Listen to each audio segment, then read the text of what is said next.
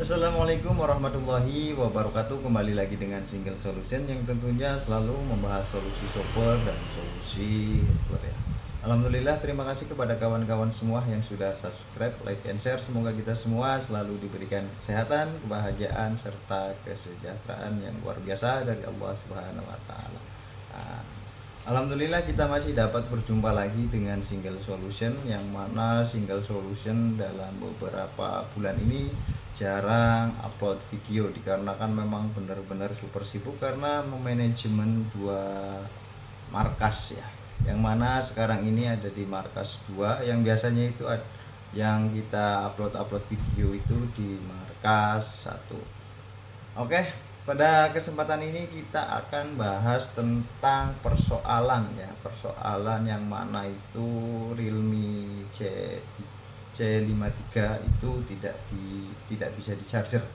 Jadi kita akan kupas tuntas mengenai Realme C53 ini yang persoalannya itu tidak bisa di charger, yang mana sekarang saya sudah mengeksekusi dan alhamdulillah berhasil.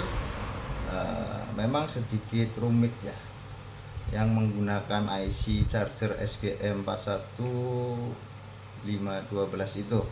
Karena apa ya, memang di datasetnya juga luar biasa yang support fast charging ya. Lain halnya dengan SGM yang 41511 itu lebih simple dalam hal sirkuit rangkaian regulatornya seperti itu. Oke, langsung saja, jangan berlama-lama, kita langsung ke layar monitor bagaimana seperti apa dan bagaimana pengerjaannya, dan ketika mendapatkan persoalan atau mendapatkan kasus Realme C53 yang tidak bisa di charger. Oke, langsung saja. Oke, ini untuk tampilan mesin Realme C53 ya. Kita akan fokus kepada blok charger. Nah, di sini di blok charger ada beberapa IC, yang mana di sini terdapat IC finalnya yaitu SGM 41512 seperti yang tadi saya bilang, bahwa untuk SGM 41512 ini sudah support fast charging ya. Nah, sedangkan ini dioda di jalur Vibas Star ya, ini di awal. Nah, kemudian dari sini Vibas itu masuk ke sini. Jadi apabila untuk kawan-kawan semua mendapati kasus atau permasalahan di Realme C53 itu tidak bisa di charger, jadi langkah awal kita periksa dulu di bagian sini ya, di bagian Vibasnya, yaitu di titik sini itu harus ada nilai voltase sebesar 5 volt atau lebih ya, sesuai dengan adaptor yang kita pakai. Dan kemudian di bagian sini ini MOSFET ya, ini terlihat MOSFET tuh seperti ini sebagai OFP nya ya, ini untuk proteksi apabila ada tegangan yang over seperti itu.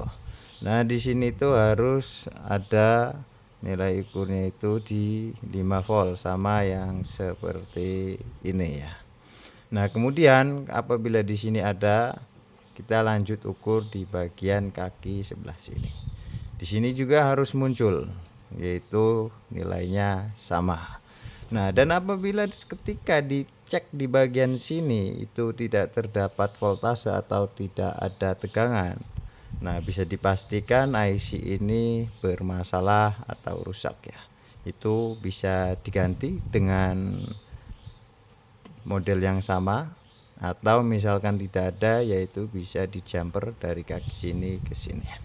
Dan kebetulan untuk Realme yang saya kerjakan itu permasalahannya itu di sini itu bermasalah, dan kemudian di jalur Vibatnya juga tidak keluar tegangan ya. Jadi itu tidak ada respon ketika di charger. Oke, lanjut. Di sini sudah ada tegangan setelah di jumper misal ya, seperti tadi yang saya katakan. Nah, kemudian di sini itu harus ada nilai vibasnya. yaitu sama seperti di awal, yaitu 5 volt. Kita standarkan aja di 5 volt ya. Nah, terus kemudian apabila di sini ada, di sini juga harus ada di 5 volt. Apabila di sini tidak ada nilai 5 volt atau nilai adaptor, setara nilai adaptor, maka sudah dipastikan resistor ini sebagai jembatan itu rusak ya, bermasalah. Bisa diganti atau bisa langsung dijamper. Seperti itu. Nah, ini langkah di awal ya. Penyebabnya apa dari kerusakan tersebut? Yang pertama, apabila yang no charger itu bisa karena diodanya bermasalah karena over voltase, bisa juga karena IC OFP-nya ini bermasalah karena over voltase, dan begitu pun di bagian sini ya. Nah, kemudian setelah kita cek di sini aman, di sini aman muncul, di sini muncul, tapi masih tidak bisa charger ya, tidak ada respon maksudnya. Nah, kita lanjut tes tegangan di bagian sini. Sini adalah fisisnya ya, atau VPH powernya itu ada di kaki ini. Nah, di sini itu harus keluar dengan nilai di 3,6 volt sampai 3,7 volt ya. Sini itu harus muncul. Dan di sini ada harus munculnya itu 6 sampai 9 volt di sini ada. Nah, kemudian di sini jalur vibat. Dan di jalur vibat ini harus keluar arus tegangan, yaitu kurang lebih hampir sama dari inputnya, yaitu dari input vibas ya.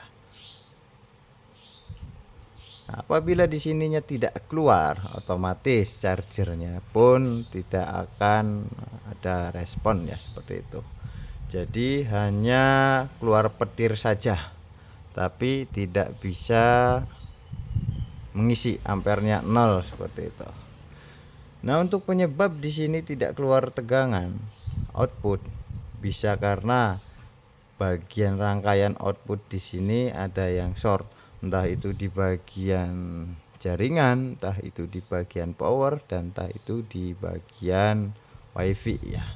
Jadi itu sangat berpengaruh seperti itu. Apabila ada yang short, tentu di sini juga akan bermasalah. Jadi kita ukur dengan menggunakan dioda mode. Dioda modenya seperti apa ya? Seperti yang sebelumnya yang pernah saya jelaskan sebelumnya ya. Nah, di sini harus ada nilai kurang lebih dari input vibas. Seperti itu ya. Dan dipastikan sini harus keluar. Nah, apabila di sini keluar, di sini juga keluar, tapi tidak ada notifikasi charger, tidak ada arus masuk. Nah, sekarang yaitu untuk charger enable-nya itu berarti yang bermasalah. Untuk charger enable-nya sendiri yaitu ada di jalur vibas yang mengarah ke IC power. Kita akan buka di bagian bitmap.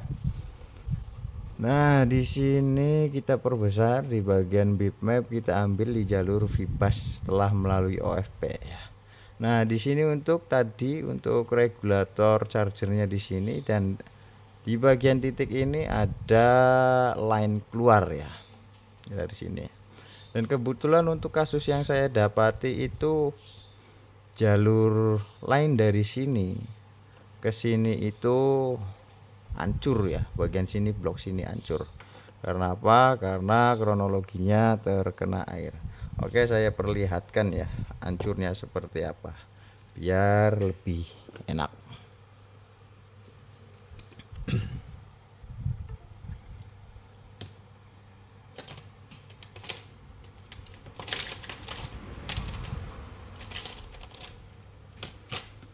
Oke, di sini terlihat ini mesin yang sudah saya eksekusi karena di bagian OFP-nya ini bermasalah, jadi kita jumper dari sini ke sini ya. Dan untuk jalur charger enable-nya itu ada di sini ya, ini titik sini.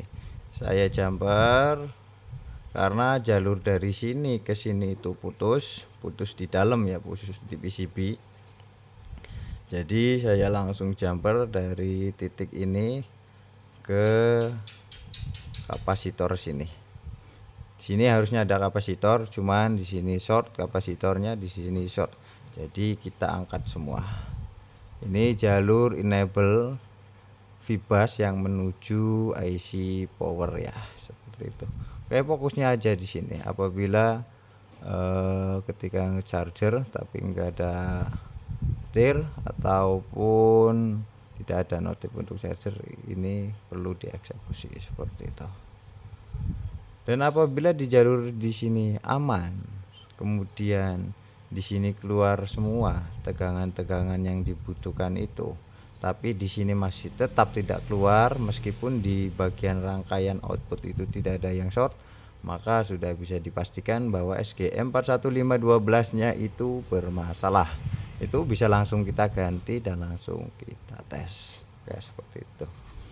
Jadi tadi poin-poinnya, dipastikan tidak ada yang short dan dipastikan juga jalurnya itu aman semua, dan baru kita memastikan kondisi IC-nya.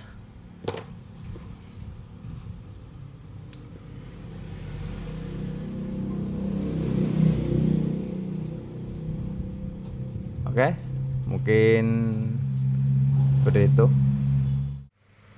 Dan ini hasil eksekusi kita yang mana yang tadinya itu tidak bisa di charger, dan alhamdulillah sekarang ampernya sudah normal, dan untuk notifikasi chargernya pun sudah aktif ya ketika dikoneksikan seperti ini.